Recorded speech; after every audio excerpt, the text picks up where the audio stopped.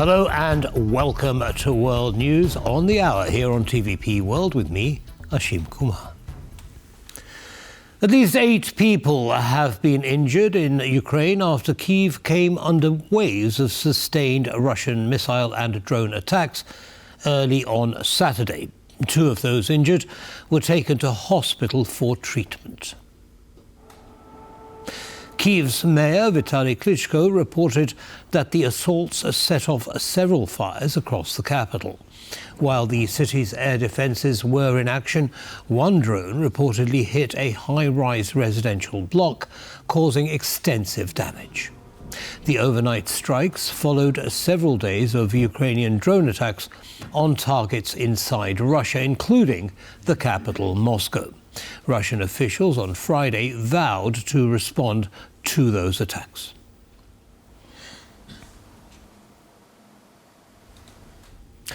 A new round of EU sanctions against Russia will likely target the Nord Stream 2 pipeline, according to a Bloomberg report released on Friday. This move is part of the EU's plan to phase out Russian oil and gas imports by 2027. Bloomberg reports that the sanctions will take into account progress in the Russia-Ukraine peace talks. The Istanbul meeting between Russian and Ukrainian representatives was largely inconclusive after Putin snubbed the talks and the Russian delegation refused a 30-day ceasefire. According to sources familiar with the matter, the European Commission will begin discussions with member states as early as today.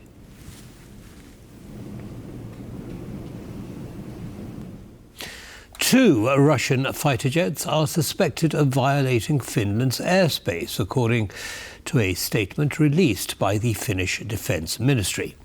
The incident occurred on Friday off Finland's southern coast. The Finnish Defense Minister reported the matter is being taken seriously and an investigation into the case is underway. The Finnish border guard is carrying out the investigation and will provide the report on their findings once more details become available. According to recent satellite imagery confirmed by NATO officials, Russian forces have been building up their military infrastructure near the Finnish border. Poland is bolstering its defence capabilities with the ongoing development of the East Shield programme. The project is a key part of the National Deterrence and Defence Plan. The latest engineering segment of this programme was presented on Friday with top military officials and soldiers in attendance. Officials from Poland's General Staff and military engineers gathered in Rudka, the Warmian-Mazurian region, on Friday to unveil the program's latest engineering developments. The event highlighted the ongoing construction efforts by the 16th Sapper Regiment from the 16th Mechanized Division. We are fully aware that any dam is only an obstacle if it is not seriously protected. Therefore, as part of the ongoing engineering work, fire stations, hiding places for soldiers, and fire positions for equipment are being built. Poland's East Shield program, a critical element of the Polish defense strategy, aims to enhance the country's military infrastructure along its eastern border with Russia and Belarus.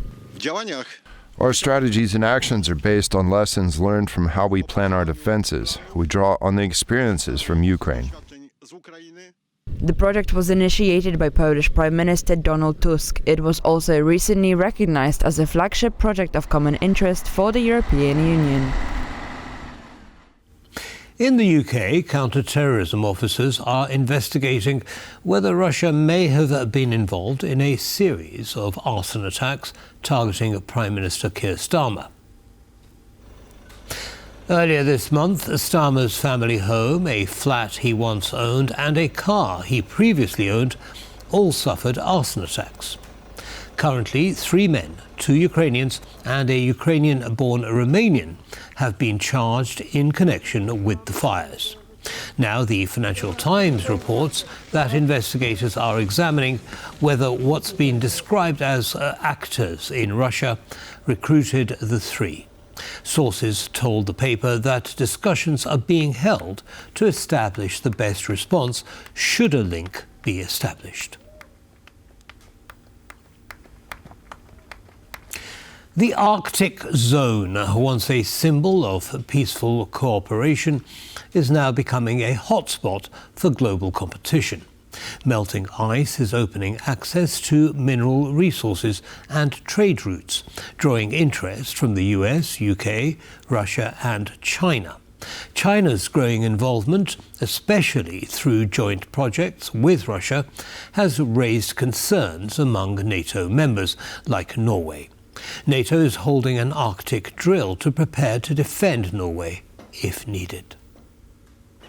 When I became mayor in October 2023, the first thing that happened was that 3 delegations from China came knocking on my door. They want to be a polar superpower. We want a relationship to China, but we do not want to be dependent on China. It's more than just practice, it's to be able to protect ourselves. The Russian concentration of nuclear weapons, the capabilities that Russia is deploying are not only aimed at Europe but also at the US.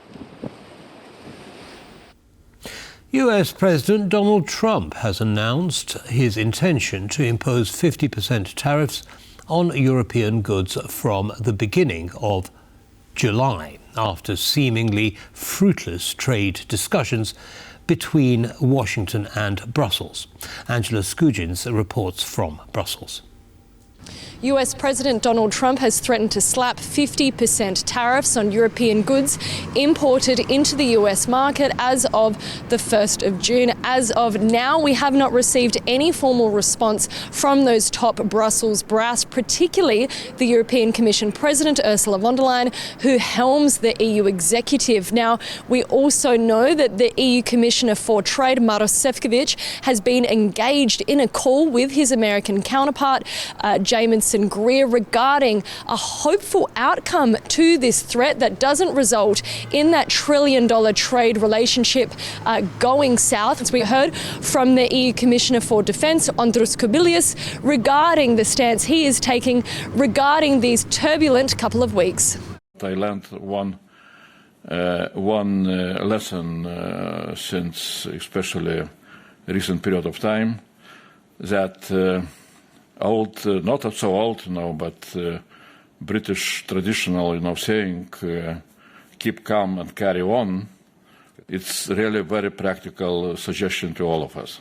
This runs counter to what we're hearing from some other senior politicians. This includes the Dutch Prime Minister, Dick Schoof, who has called on the European Commission to issue a stern and robust response. Germany's Foreign Minister, Johan Wadephul, has also said that this threat doesn't do anything to this trade relationship. The lines that we're hearing also from the Oval Office is that the aim of this trade threat is to light a fire under the belly of the EU to get serious about these back-to-back dialogues. And if they don't, the reality is that on June 1st, this 50% tariff will become a reality. Angela Skujins from Brussels for TVP World.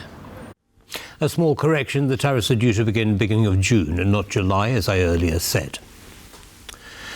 The threat of Donald Trump ramping up tariffs against the European Union is a real one, according to economist Karsten Brzezski of ING Research. The expert was TVP World's guest on The Bottom Line, our business segment. We see that the tension is up again. I think the negotiations currently are moving nowhere, which means that, especially for Europe, the threat that after this 90 days pause, there will be higher tariffs is a real one. What we are expecting in our base case assumption is not only that the universal tariff of 10% will remain in place for the next 3 years, but we're also expecting that at least the sectoral tariffs on steel, aluminium, on automotives, but probably also on pharmaceuticals will remain in place for the rest of this year, which would bring the tariff level for the EU to something like more than 20%, and that is by far the highest level since the 1930s. The G7 has issued a joint statement pledging to keep Russian assets frozen until the end of the war and to support Ukraine's future recovery. The declaration was released by the Canadian government, which holds the G7 presidency until the end of the year. In the written note, the group reaffirmed that Russia's assets will remain immobilized until the country ends its aggression and pays for the damages caused to Ukraine. The statement also reiterated that the G7 remains committed to supporting Ukraine in defending its territorial integrity. At the same time, the group pledged to help build investor confidence through multilateral initiatives and coordinate support for Ukraine's reconstruction. Officials at the G7 summit also agreed to ensure that countries that finance and supply the Russian war machine will not be eligible to profit from rebuilding Ukraine. Russia and Ukraine have each released 390 prisoners of war, Ukrainian President Volodymyr Zelensky confirmed. More are expected to be freed over the weekend under the largest prisoner exchange so far agreed between Kyiv and Moscow. Our Kyiv correspondent Oz Kataji has this next report. The Ukrainian government has confirmed that both Russia and Ukraine exchanged 390 prisoners of war in a prisoner exchange that was agreed in Istanbul, brokered between the two sides. Now, this is the single largest prisoner swap of the war to date. These prisoner swaps have been going on back and forth between Ukraine and Russia basically since the start of the conflict. However, President Donald Trump seems to think that it indicates bigger things. Not sure that that's particularly the same viewpoint held here in Kyiv, but President Trump congratulated both sides of the negotiation and said this could lead to something big. Now, President Zelensky said of the prisoner swap, "Thank you to everyone who helps, who works 24/7 to ensure that Ukrainians return home." It was the only significant result of the meeting in Turkey because the Russians are blocking everything else. But the return of our people is exactly what we are always working for. We will definitely return everyone. Every one of our citizens, every Ukrainian soldier and civilian, all Ukrainian hostages held in Russia, we must free them all. Today, almost 400 people are home, 390. Tomorrow and the day after tomorrow are the next stages. The Ukrainians are hoping that there will be more in the way of this. They are still maintaining that they want that 30-day unconditional ceasefire with Russia that the Russians so far, however, are still not committing to. So plenty more work to be done on the diplomatic front. But one thing is for certain, there will be families of those 390 prisoners released today who'll be very, very happy today. It's Oz Kataji reporting from Kyiv for TVP World. A group of specially trained dogs has been officially handed over to the Ukrainian military to support its demining battalion. These new helpers are already familiar with their commanders and prepared to take on critical responsibilities. More in our upcoming story. The official handover of the fourth group of service dogs to the Ukrainian armed forces took place in Poland on Friday. The European Commission's Ukraine Aid project includes the training of a total of 50 dogs to help Ukrainians in dealing with Russian mines. Along with their new Ukrainian handlers, they went through a 14-day-long specialized training in Belgium, Poland, Italy, Malta, Luxembourg and Finland. The service dogs will be used both in humanitarian demining operations and in inspecting key infrastructure for explosive devices in Ukraine's war-affected territories. First, a sapper comes in, and when we are confident that there are no tripwires or anything, we send in a dog to search for underground explosives. Due to the full-scale war, according to latest UN reports, Ukraine is still the most heavily mined country in the world, with approximately 30% of its territory considered potentially dangerous.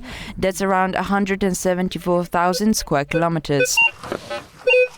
No metal detector can find such explosive substances. That's why a service dog helps by searching a specific area. If the dog finds nothing, then the sappers begin working with a metal detector. Since the launching of the project, no casualties have been reported among the dogs on military duty. And on that canine note, we end this bulletin. Don't go away. We'll be back on the hour. See you then. Bye-bye.